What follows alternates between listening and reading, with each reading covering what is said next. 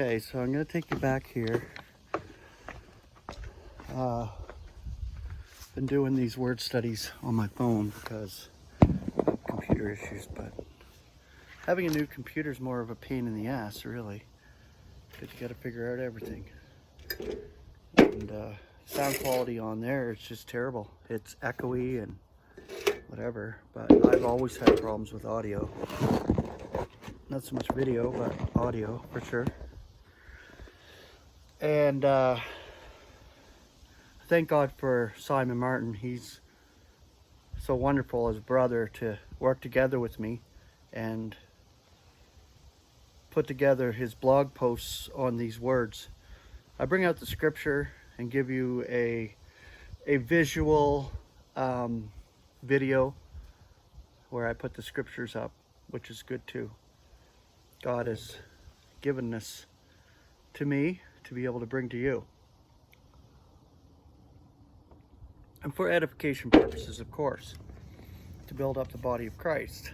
We need to understand some of these words, because how else are we going to make them applicable in our daily walk in the Lord without understanding them and understanding the scripture associated with it in context, of course. So the word free or freedom, the last study I did was on the word slave. So this correlates exactly, like there's scripture here that is from my last video on the word slave that associates it with free, because we're free in Christ, but we're slaves of Christ. Now the Greek, I don't know if I can pronounce this, eleutheria. It's a Greek word, it's hard to actually pronounce it, but when you go to Simon Martin's blog, he gives the definition perfectly from the Greek and explains it so good.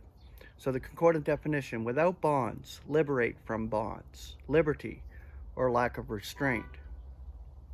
Scripture references: Romans 7:3, consequently then, while the man is living, she will be styled an adulteress, if she should be becoming another man's.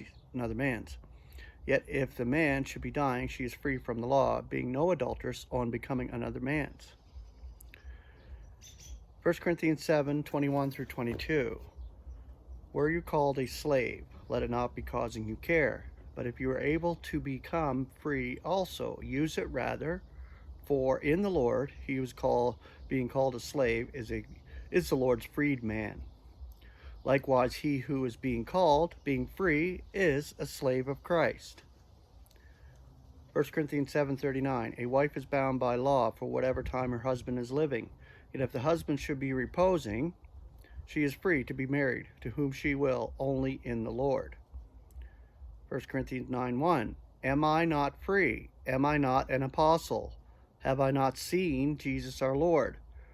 Are you not my work in the Lord? 1 Corinthians 9:19, for being free of all, I enslaved myself to all, that I should be gaining the more. 1 Corinthians 12:13, for in one spirit also we are all baptized into one body, whether Jews or Greeks, whether slaves or free, and all are made to imbibe one spirit. Galatians 4:28, yet the Jerusalem above is free, who is the mother of us all. Romans 3:22, yet now being freed from sin, yet enslaved to God, you have your fruit for holiness. Now the consummation is life Eonian. Romans 8:2, for the Spirit's law of life in Christ Jesus frees you from the law of sin and death. Romans 8:21, that the creation itself also shall be freed from the slavery of corruption into the glorious freedom of the children of God. 1 Corinthians 10:29, yet conscience, I am saying, not that of yourself, but that of another. For why is my freedom being decided by another's conscience? 2 Corinthians 3:17, now the Lord is the Spirit, yet where the Spirit of the Lord is, there is freedom. Galatians 2:4, yet it was because of false brethren who were smuggled in, who came in by the way to spy out our freedom, which we have in Christ Jesus, that they should be enslaving us. Galatians 5:1, For freedom Christ frees us. Stand firm then, and be not again enthralled by the yoke of slavery.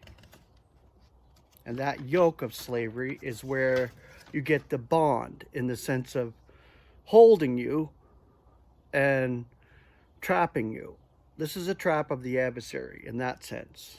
Being a slave of Christ, we are free in Christ. Galatians 5:13, for you are called for freedom, brethren. Only use not the freedom for an incentive to the flesh, but through love be slaving for one another.